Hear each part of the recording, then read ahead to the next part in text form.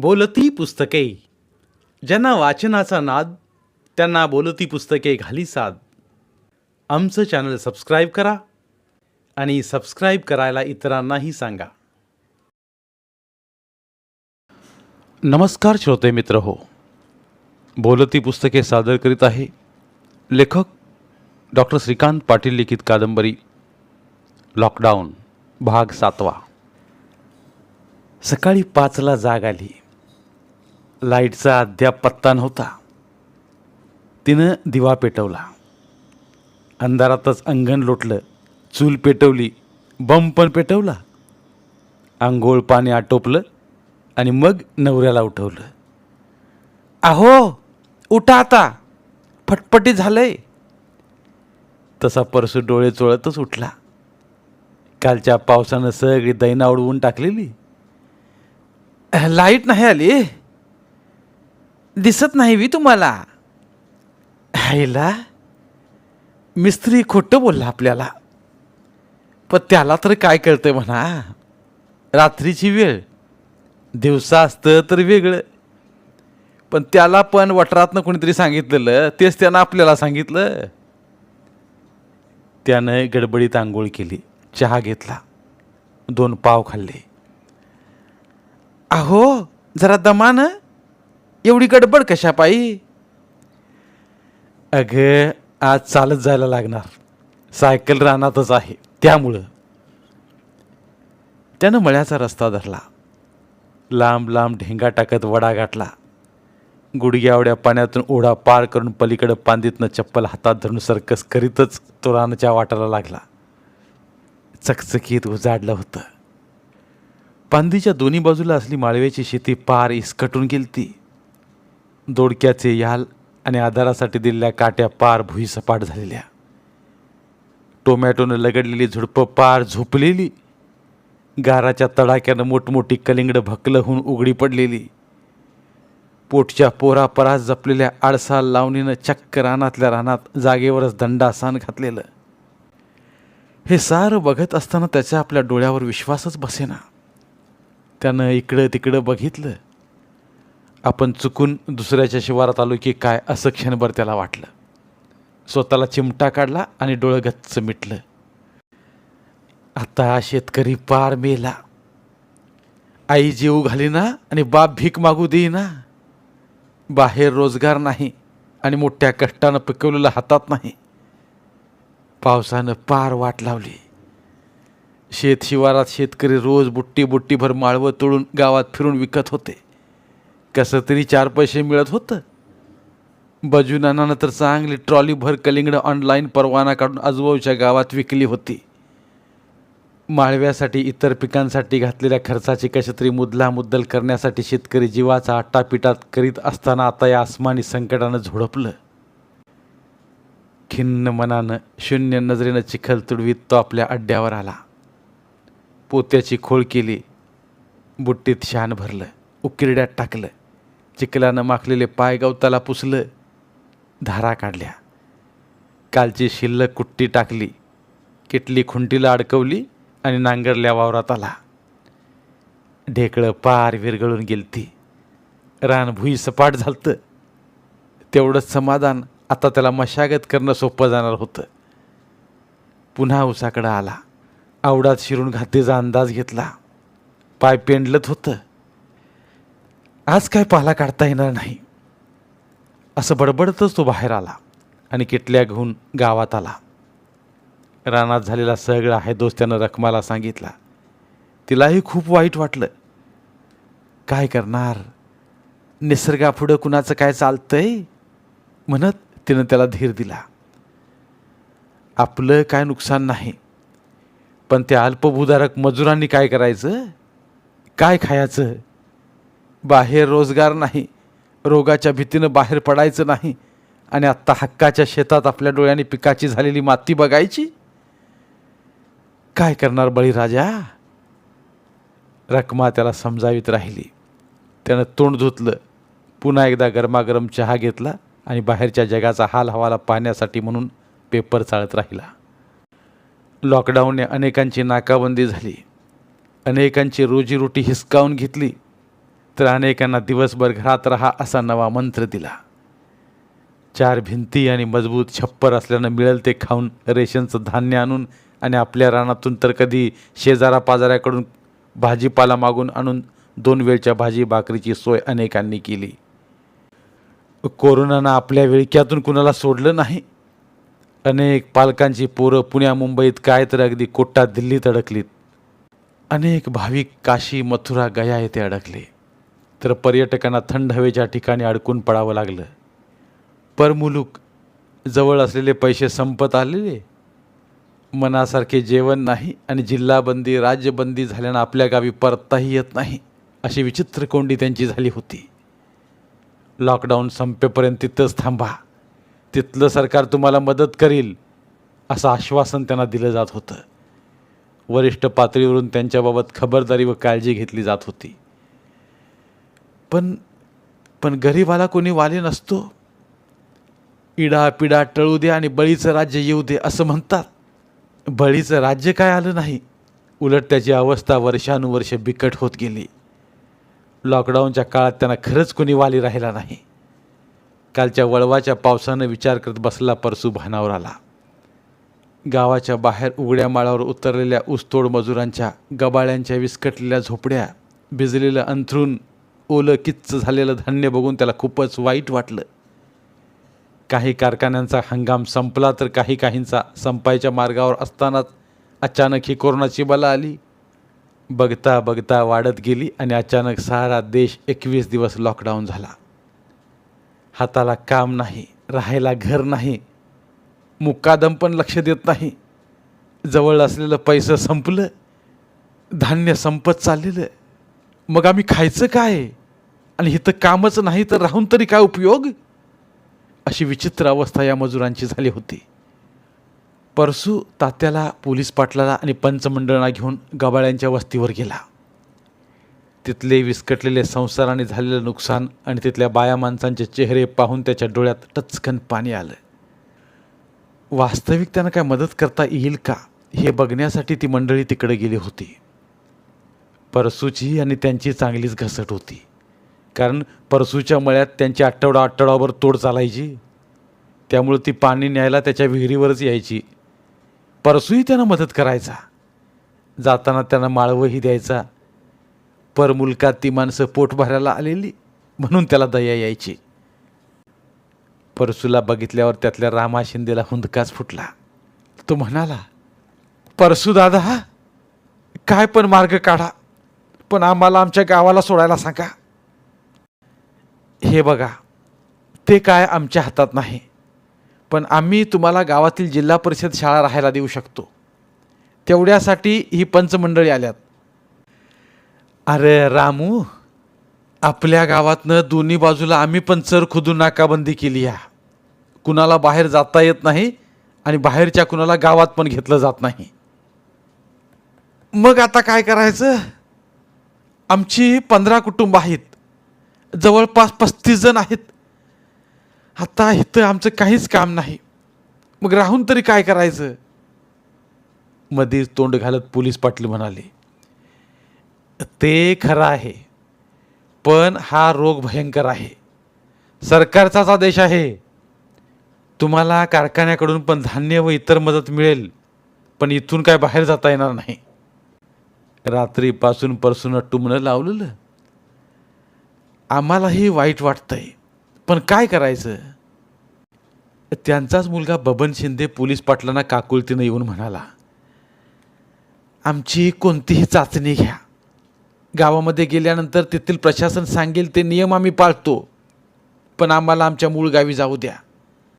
आजी आजोबा आमची तिकडे आतुरतेनं वाट पाहत आहेत. त्यांची आर्त विनवणी सर्वांच्या हृदयाला साथ घालत होती, पण सर्वांचे हात बांधलेले.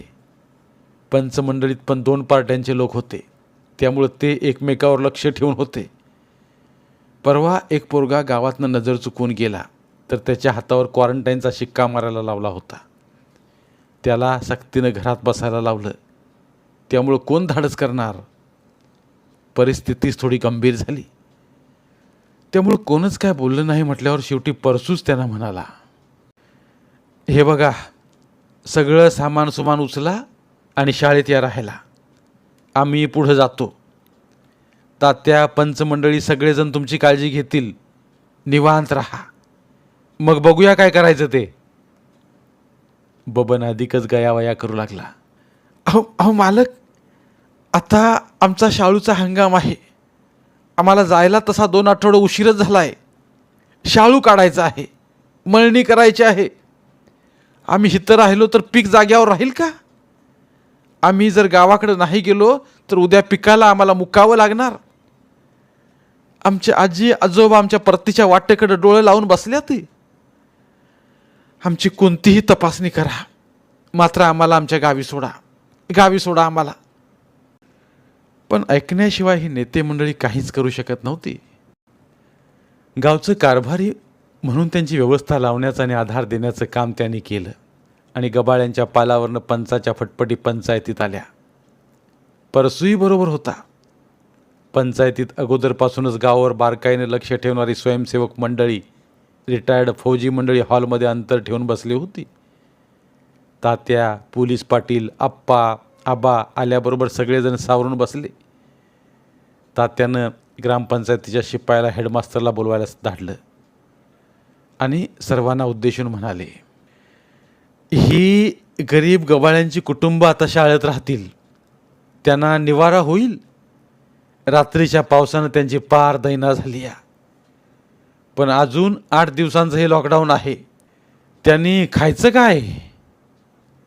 पोलीस पाटील दिलदार आणि दानशूर होते. ते म्हणाले, हे माझे 1000 रुपये घ्या. आपण स्वेच्छेने वर्गणी काढू आणि धनधान्य आणि मीठ मिरची त्यांना देऊया. 100, 500, 1000 करीत करीत 10,700 रुपये वर्गणी गोळा झाली. तात्याने परसूला सांगितलं, परसू, त्या तुझ्या दोस्तांना मनोज आणि शिवागुरुजीला बोलावून घे. 15 कुटुंबाला 8 दिवस पुरेल इतका तांदूळ, ज्वारी आणि मीठ मसाला याची गठडी तयार करा. यातली 8-10 पोरं सोबत घ्या आणि सांच्याला शाळेत त्यांना पोच करा. होय म्हणून परसू तिथून बाहेर पडला. मनोज सरांना, शिवागुरुजींना त्यांनी फोन करून पाणी पुरवठ्याच्या ऑफिसमध्येच बोलावून घेतलं, कारण ऑफिसच्या खालीच बाजार होता. सगळी वस्तुस्थिती व मदत वाटपाबाबत माहिती दिली. बाजारच्या मॅनेजरला ऑफिसमध्ये बोलावून घेतला. 10,700 रुपयामध्ये शिवागुरुजींनी 600 व मनोज सरांनी 700 रुपये दिले. असे एकूण 12,000 रुपयात 15 कुटुंबांची धनधान्य, मीठ, मसालायुक्त किट तयार करायला सांगितली. 15 मिनिटात आवश्यक साहित्य, दर यांचा मॅनेजरने हिशोब केला आणि किट तयार करून ठेवतो. दुपारी 4 वाजता या म्हणून सांगितलं.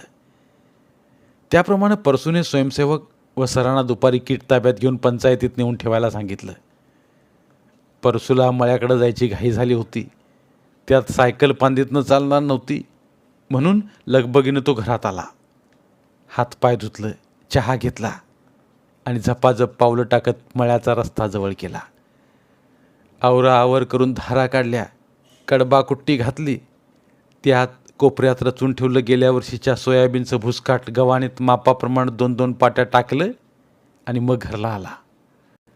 शेजारच्या विराजला डेअरीत दूध घालायला सांग, असा बायकोला निरोप देऊन पुन्हा पंचायतीकडे त्यानं धूम ठोकली. पंचायतीत किट आली होती. पंचमंडळी स्वयंसेवक देखील हजर होते.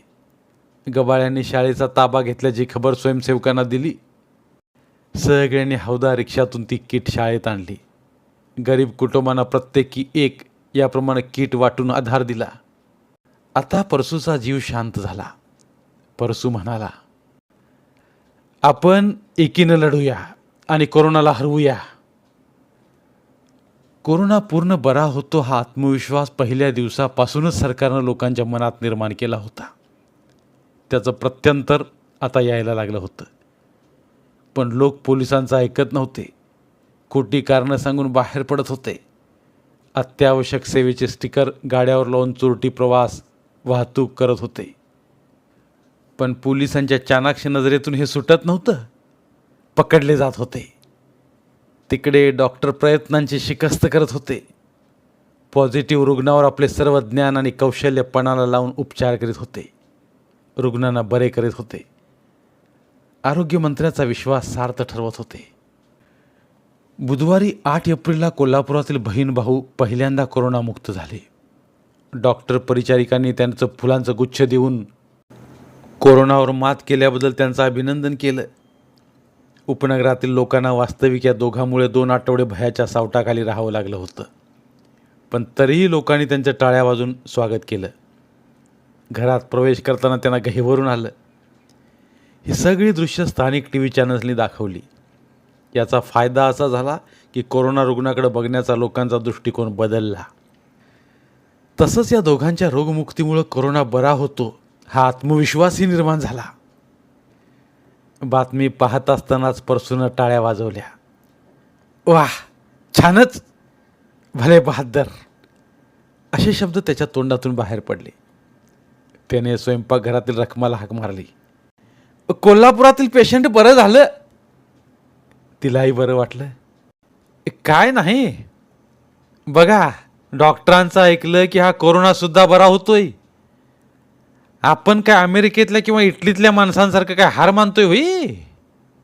वय समोर TV सुरूच होता. परसू तिला थांबवत म्हणाला, बघ बघ बघ, तो पेशंट काय म्हणतोय बघ. आता सरकारची ऐकण्याची वेळ आली आहे. त्या दिवशी आरोग्य तपासणी केल्यानंतर मला कोरोना झाल्याचं समजलं. बहिणीची तपासणी झाली आणि तिलाही कोरोना झाल्याचं स्पष्ट झालं. मला कोरोना झाल्याचं कळल्यावर मला धक्काच बसला, पण माझ्यामुळं माझ्या बहिणीला कोरोना झाल्याचं समजल्यानंतर खूपच दुःख झालं मला. आम्ही कोरोनावर विजय मिळवला, ठणठणीत बरे झालो, पण आता आपण सर्वांनी कोरोनाला प्रतिबंध करण्यासाठी सरकारचं ऐका. सरकार करत असलेल्या उपायांकडे गांभीर्याने पहा. बघ बघ, फार सुंदर सांगितलं या तरुणानं, पण लोकांनी ऐकायला पाहिजे. बघ, आपलं काय नाही, आपली माणसं ऐकतात, थोरा मोठ्यांचा आदर ठेवतात, म्हणून तर गावात कोरोनाचा शिरकाव झालेला नाही. आणि सांगू रकमे होणार पण नाही. रात्रंदिवस स्वयंसेवक तरुणांचा जागता पहारा आहे वेशीवर. पण महानगरातल्या बातम्या बघून वाईट वाटतं ग. एक दिवस भाजी नाही मिळाली, दूध नाही मिळालं तर चालत नाही काय? पण काय बेशिस्त, काय ते बाजार, काय ती गर्दी, कुठलं फिजिकल डिस्टन्स आणि कुठलं काय. पोलिसांनी तरी किती राखायचं आणि किती मारायचं. मारून मारून त्यांचा हात दुखत असतील. बाधित रुग्ण वाढत होते, पण बरेच बाधित रोगमुक्तही होत होते. खरंच आपलं सरकार पोटच्या पोरावानी जनतेची काळजी घेत होतं. जे चीनला जमलं नाही, अमेरिकेला जमलं नाही, ते करून दाखवलं. इतक्या कमी वेळात लाखो आयसोलेशन वॉर्ड रेल्वेने तयार केले. टाटानी 1500 कोटी पंतप्रधान निधीत जमा केले.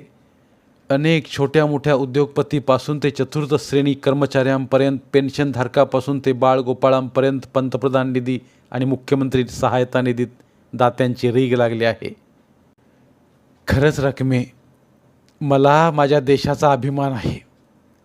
बघ ना, संकटकाळी सगळी एक, सगळे मुख्यमंत्री पंतप्रधानाबरोबर संवाद साधत आहेत, त्यांच्या निर्णयाची अंमलबजावणी करीत आहेत. आपणहून लॉकडाऊन आणखी काही काळ वाढवायला हवा अशा सूचना देत आहेत.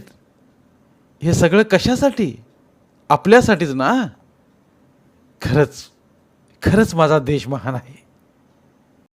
आता या लढ्यात आपल्याला यशस्वी व्हायचं असेल तर त्या तरुणांच्या आव्हानाला समाजाच्या सर्व घटकांनी अगदी मनापासून प्रतिसाद द्यायला हवा. मी स्वतः नियम पाळेन आणि इतरांना नियमांचं उल्लंघन करू देणार नाही. मी शासनाला सहकार्य करेन. मी माझ्या कुटुंबातील लहान मुलांची, वृद्धांची काळजी घेईन. मी स्वतःच्या आरोग्याला जपेन. मी वारंवार 20 मिनिटांच्या अंतराने वारंवार हात धुणार. नाकाला, तोंडाला, डोळ्याला हात लावणार नाही. मी रस्त्यावर थुंकणार नाही. मी घरात शिवलेला 2 पदरी सूत कापडाचा स्वच्छ मास्क वापरेन. मी माझ्या घरच्या लोकांना मास्क वापरायला भाग पाडेन. या भारत देशाचा जबाबदार नागरिक म्हणून देशहितासाठी आणि कोरोना मुक्तीसाठी सरकारच्या ज्या ज्या सूचना असतील त्याचं काटेकोर पालन करीन. मी विनाकारण घराबाहेर पडणार नाही, कोरोनाला घरी आणणार नाही. असे लोक वागले तर आणि तरच ही साखळी तुटेल बघ. आता सरकारचेच ऐकण्याची वेळ आली आहे. खरंच त्यांचे हे अनुभवाचे बोल आहेत आणि मला खात्री आहे बघ रखमा, आता लोक या लढ्याला बळ देतील, घरात राहतील आणि कोरोनाला हद्दपार करतील. 12 बलुतेदार ज्यांचं हातावर पोट, ते सगळे नियमांचं पालन करत आहेत. सगळे आपापल्या घरात. रेशनचं धान्य पण मिळालं. पण हे असं किती दिवस चालणार? असं हात पाय मोडल्यासारखं किती दिवस घरात अडकून पडायचं? पंचायतीत आलेला रामा कुंभार बोलत होता. रोज सकाळी सकाळी सगळी पंचमंडळी, स्वयंसेवक आणि काही प्रतिष्ठित मंडळी पंचायतीत जमायची. दिवसाचं नियोजन लावायची, क्वारंटाईन लोकांची माहिती घ्यायची, नवीन काय अडचणी आहेत काय, कोण आगाऊपणा करतोय काय याची खातरजमा करायची आणि मग बदली स्वयंसेवकांना नाक्यावर पाहण्यासाठी लावून द्यायची. तिथं रात्रभर पहारा देणारे नवीन येणाऱ्यांची वाटच बघत बसलेले असायचे. बाहेर जायची सोयच नव्हती. मला गाडगी मडगी डेरं रांजण चावडीजवळ विक्रीला मांडता येतील का, हे विचारायसाठीच रामा आला होता. रामा, गडबड करू नकोस, जरा कळसोस. झालं 7-8 दिवसात हे लॉकडाऊन उठेल. तात्यानं त्याला आधार देत समजावलं. या उन्हाळ्याच्या सीझनमध्ये आमच्या मालाला उठाव असतोय. आता 4 महिने खपून तयार केलेला माल तसाच पडून आहे बघा, काय मिळकत नाही. उलट उघड्यावर खोपट्यात असल्यामुळं राखत बसायला लागतंय. रामानं आपली कैफियत मांडली. हे बघ रामा, आम्हाला काय कायदा मोडून तुला परवानगी देता येणार नाही आणि आम्ही ते करणार नाही. बंदी काय तुला एकट्यालाच आहे काय? सगळीच अडकल्यात, त्याला आपण तरी काय करणार? हा अक्काबाईचा फेरा आहे, आप्पानं त्याला सुधरून सांगितलं. आणि तुला परवानगी दिली तर ती सलूनवाली, लॉन्ड्रीवाली, टेलर, 2 व्हीलर मेकॅनिक, सायकल दुकानदार, सर्व्हिसिंग सेंटरवाली, फुलं विकणारे गप्प बसतील. तवा तू आपला गप्प घरला जा. काय येतोच नाक्यावर पहारा द्यायला? वय झालेला रामा काहीच बोलला नाही. बोलून तरी काय करणार? पंचांच्या तरी हातात काय होतं? त्यांचं बी हात कायद्यानं बांधलेलं, त्यामुळं खाली मान घालून तो निघून गेला. आज सकाळी सकाळीच परसू पंचायतीत आला होता. रामाचं बोलणं त्यानं सगळं ऐकलं होतं. तो तात्यांना म्हणाला, तात्या, आपल्यासारख्या काय जमिनी आहेत होय त्यासनी? आपलं बलुत्याचं काम करायचं आणि पोट भरायचं, भाकरीची चिंता, दुसरं काय? बरं, गावात दुकानदार वेळा पाळतात का? तात्यानं ग्रामसेवकाला विचारलं. होय, मी पण शिपायांना घेऊन राऊंड मारून येतोय, कोणच नियम मोडत नाहीत. हे बघा, सगळ्या दूध संस्था, सेवा सोसायट्या, पाणीपुरवठा संस्था, पतसंस्था या ठिकाणी मास्क वापरण्याबाबतच्या सूचना लिहायला सांगा. बाहेरून विक्रीला येणाऱ्या माळवेवाल्यांना, फळ विक्रेत्यांनाही मास्कची सक्ती करा. ग्राहकानं मास्क लावला नसेल तर माल देऊ नका म्हणून सूचना द्या. तात्याने पुन्हा एकदा सर्वांसमोर करड्या आवाजात सूचनांचा पाढा वाचला. या काळात ते योग्यच होतं. वातावरण गंभीर बनत असल्याचं बघून परसूने जरा गंमत करण्याच्या विचाराने पाहिलेल्या बाजाराचे कालचे चित्र सांगितले. माणसं 5-6 वाजता अगदी नियम पाळून लांब लांब माळवं विकाय बसल्यात. सगळ्यांच्या दाढ्या वाढलेल्या, केस वाढलेली. रोज सकाळी संध्याकाळी सरकारनं रामायण महाभारत चालू केलंय.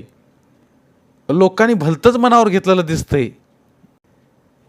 काल मला काय कळच ना, म्हटलं हे ऋषी आचार्य संन्यासी आमच्या गावात भाजी विकायला कसे? लांबूनच निरकून बघितलं, मग लक्षात आलं की ही आपलीच माणसं आहेत. लॉकडाऊनमुळं त्यांची ही अवस्था झाली आहे. सगळी पंचमंडळी स्वयंसेवक पोरं खो खो हसायला लागली. गावातले रस्ते पण आता बऱ्यापैकी मोकळे झालेले. उडाणटप्पू हिंडणाऱ्या पोरांच्या गाड्या पोलिसांनी जप्त करून पोलीस स्टेशनला जमा केलेल्या. त्यामुळं त्यातलं चुकून एखादं कामासाठी बाहेर आलं तर खूळ लागल्यासारखं करतंय. चालायची सवयच नाही. त्यामुळं गटाराकडनं बोटं मोजे जातंय. काय वेळ आणली बघा या करोनानं. तात्यानं सांगितलं, पोरांनो जावा, लागा आपापल्या उद्योगाला. आणि हे बघा चव्हाण, तू शाळेत जा. त्या गबाळ्यांना काय अडचण आहे काय बघ. त्या कपाटात मास्क आहेत, त्यातलं 40 मास्क देऊन टाक आणि सांग हे तोंडाला लावायचं आहेत म्हणून. प्रत्येकाला कामाला लावून तात्यानं बैठक समाप्त केली. तात्या, आप्पा, परसू, पंचायतीतून घरला जाताना निर्मनुष्य रस्ते, भयानक शांतता, अनामिक भीती, घरातून डोकावणारे केविलवाने चेहरे बघून या पुढाऱ्यांच्या काळजात सर्र झालं. रस्त्यातच तात्याने पांढरीच्या पांडुरंगाला हात जोडलं. देवा विठ्ठला, पांडुरंगा, सोडीव र बाबा माझ्या ह्या माणसांना ह्या संकटातून. तेव्हा आप्पा म्हणाले, तात्या, हे संकट काय राहायला आलेलं नाही. आपण सगळी त्याच्या हात धुवून मागं लागूया. मत्तीला पोलीस आहेत, डॉक्टर नर्स आहेत, जनता साथ देते या. मला सांगा मग कसा राहील यो करोना. एकदा घालवूया नॅट लावून. पुन्हा भारतात येताना त्यानं 100 वेळा विचार केला पाहिजे, भारतात काय आपली डाळ शिजत नाही. जरा गप बसा की. MPSCची परीक्षा लांबणीवर ही बातमी वाचली आणि परसूला वाईट वाटलं. परीक्षेच्या अभ्यासासाठीचं कष्ट काय असतात याची पूर्ती जाणीव त्याला झाली. 12वी नंतर त्यानं पोलीस भरतीसाठी अभ्यास केलेला. हळव्या आणि संवेदनशील मनाच्या परसूला या बातमीनं पुरतं घेरून टाकलं. पोरांचा वेळ वाया गेला, पोरांची मेहनत वाया गेली. आता काहींची वय वाढणार, मग त्यांना पुन्हा संधी मिळणार काय. किती अभ्यास करायचा, किती जिकिरी ठेवायची, किती सराव करायचा आणि अधिकारपदाची स्वप्न बघायची. हे काही खरं नाही. या विचारांच्या भ्रांतीत तो मळ्यात आला. सोबत मित्रपरिवार होताच. रस्ता सोकलेला होता, रानात घात आलेली होती. मित्रांना त्यानं आंब्याकडे धाडलं आणि तो उसाच्या शेतात घुसला. घसा घसा 30-40 मोदळं काढली, हातपाय धुतले, वैरणीची कुट्टी करून टाकली आणि मित्राकडे निघाला. पण परीक्षेचा विचार काही केल्या त्याच्या डोक्यातनं जात नव्हता. गेल्या गेल्या त्याने तोंडाचा पट्टा सुरू केला. आईला ह्या कोरोनानं कुणाला सोडलं नाही, सगळ्यांची वाट लावली. आता या पोराने पुन्हा पुस्तक चाळत बसायचं दाड्या वाढवून. परसू, कुणाबद्दल बोलतोयस? कोणती पोराने कुणाची वाट लागली? काय झालं? काय पेपर वाचतायसा का नाही, का नुसती पेपरची रद्दी? रागानंच तू मनोज सरांना बोलला. त्याची घालमेल बघून सर म्हणाले, वाचला की, पण तू काय म्हणतोस काय समजत नाही. जरा स्पष्ट बोल म्हणजे समजेल. अहो सर, स्पर्धा परीक्षा अनिश्चित काळासाठी पुढे ढकलली. आता त्या पोरांनी काय करायचं? सरांना त्यांच्या मनातील खदखद लक्षात आली. वाचली की, बरं मग आता तू सांग, आपण काय करू शकतो? आपल्या काय हातात आहे काय? सरांनी त्याला समजून सांगितलं. बाकीची मंडळी कान टवकारून सगळं ऐकत होते. तेच म्हणतोय, या कोरोनानं सगळ्यांची वाट लावली. सर, मला माहीत आहे त्या पोरांचं दुखणं. सगळी बोचऱ्या नजरेनं बघतात, काय काम करीत नाही, नुसतं पुस्तक घेऊन बसतोय. एवढं सोपं आहे का MPSC पास होणं? चाललाय साहेब व्हायला, काम करायला नको, नुसतं गिळाय पाहिजे काय? हे सगळं सोसून ती पोरं मिट्टा मारून बसतात. रात्रंदिन डोळ्याची राख करून घेतात. का तर यश मिळवायचं, घराचं नाव मोठं करायचं, सरकारी नोकरी करायची, समाजाची सेवा करायची. बिन पैशाची बिन वशिल्याची नोकरी मिळणारं हे एकच क्षेत्र आहे की जिथं अभ्यासू हुशार पोरांना संधी मिळते. आता त्यांच्या प्रयत्नावर पाणी फिरल, सगळी वाट लागली बघा. अरे, समाजाच्या हितासाठी सरकारनं लॉकडाऊन केलंय. करिअर महत्त्वाचं आहे, पण जीवनही त्यापेक्षा महत्त्वाचं आहे. आपणच जगलो नाही तर मग काय उपयोग बाकीच्या गोष्टींचा. सरांनी त्याच्या मनाला शांत करण्याचा प्रयत्न केला. शिवागुरुजी अशोकला त्यांच्या संवेदनशीलतेचं कौतुक वाटलं. शिवागुरुजी परसूला म्हणाले, परसू, लॉकडाऊन संपलं की सगळं सुरळीत सुरू होईल. मग यथावकाश परीक्षेचं वेळापत्रकही जाहीर होईल. नाही, तसं नाही. अनिश्चित काळासाठी परीक्षा लांबणीवर अशी बातमी जाहीर झाली आहे. मग बरोबरच आहे की. कोरोनाचं संकट संपल्याशिवाय माणसं एकत्र येऊन चालतील काय? सांग मला. एकदा संकट संपलं की निश्चित तारीख आयोग जाहीर करेल. बराच वेळ याच विषयावर एरंडाचं गुऱ्हाळ सुरूच राहिलं. संध्याकाळी परसू घरात तंद्रीतच बसला असताना स्पर्धा परीक्षा करणारी 5-6 पोरं त्याला भेटायला आली. वास्तविक परसू काही परीक्षा उत्तीर्ण नव्हता, पण तरी पण पोरं आली. कारण त्या पोरांना परसून आपल्या मित्राच्या क्लासच्या नोट्स दिलेल्या. 2 वर्षांच्या अभ्यासाच्या काळातील मित्राचे अनुभव सांगितले होते. परीक्षेसाठी धीर, संयम आणि चिकाटी व सातत्य महत्त्वाचे असते हे त्यांच्या मनावर बिंबवलं होतं. यश मिळेपर्यंत लढण्याची उर्मी त्यांच्या मनात पेरली होती. परसू शेतकरी होता, पण तोच त्यांचं प्रेरणास्थान होता. परसूने पोक्त माणसासारखे त्यांना समजावून सांगितले, आपण दुःखी झालो आहोत याचा भाव जरासुद्धा चेहऱ्यावर प्रकट न करता तो त्यांच्याशी बोलत राहिला. बाळांनो, तुम्हाला अजून अभ्यासाला वेळ मिळाला. वेळेचा सदुपयोग करा. या वेळेला तुम्हाला नक्की यश मिळणार आहे. आपसुकच कोरोनाने आपल्याला आता कोंडून घातले आहे. आपण तर अजिबात बाहेर जायचं नाही. एका दगडात 2 पक्षी. कोरोनाविरुद्धच्या लढ्यात घरात राहून सहभाग आणि स्पर्धा परीक्षेचा अखंड अभ्यास. तुम्ही जरासुद्धा विचलित होऊ नका. लॉकडाऊन संपलं की अचानक तारीख जाहीर होईल, तेव्हा आपण तयार असलं पाहिजे. आणि तुम्ही असणार. तुम्ही जिंकणार. तुम्ही नक्कीच साहेब होणार. लॉकडाऊन एकदम मागं घेतलं जाणार नाही अशी बातमी वर्तमानपत्राच्या पहिल्या पानावर झळकली आणि सगळ्यांच्याच हृदयात धडकी भरली. पंतप्रधानांनी संसदेच्या दोन्ही सभागृहातील विविध पक्षांच्या नेत्यांबरोबर व्हिडिओ कॉन्फरन्सिंगद्वारे चर्चा केली आणि त्यावेळी 21 दिवसाचा लॉकडाऊन 14 तारखेला एकदम संपणार नाही असे स्पष्ट केले. या संसर्गाविरोधातील लढाई आपण निर्धाराने लढत त्यावर विजय मिळवला पाहिजे. प्रत्येक भारतीयाचा जीव वाचवणे हा सरकारचा सर्वोच्च प्राधान्यक्रम असल्याचे पंतप्रधानाचे मत विविध दैनिकातून सविस्तर छापून आले होते. बातमीत पुढे असेही नमूद केले होते की देशातील संसर्ग कायम असल्याने विविध राज्यांनी आणि तज्ज्ञांनी हा लॉकडाऊन कायम ठेवण्याची मागणी करण्यात आली आहे.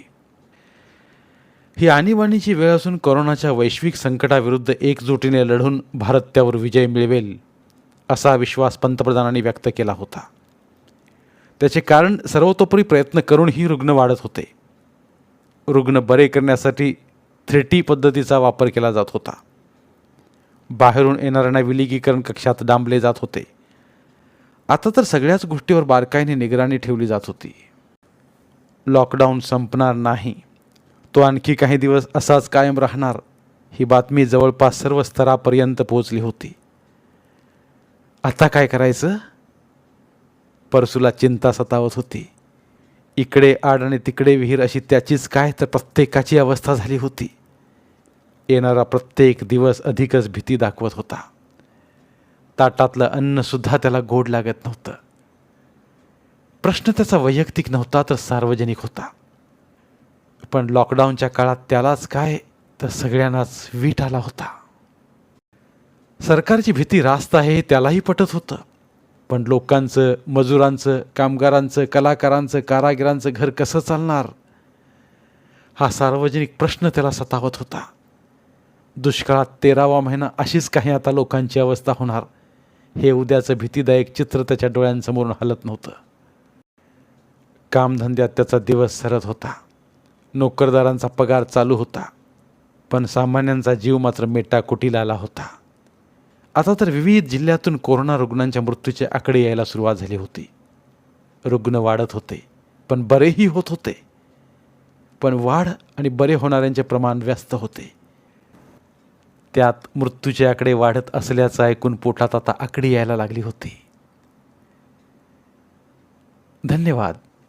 उर्वरित कादंबरी पुढील भागात.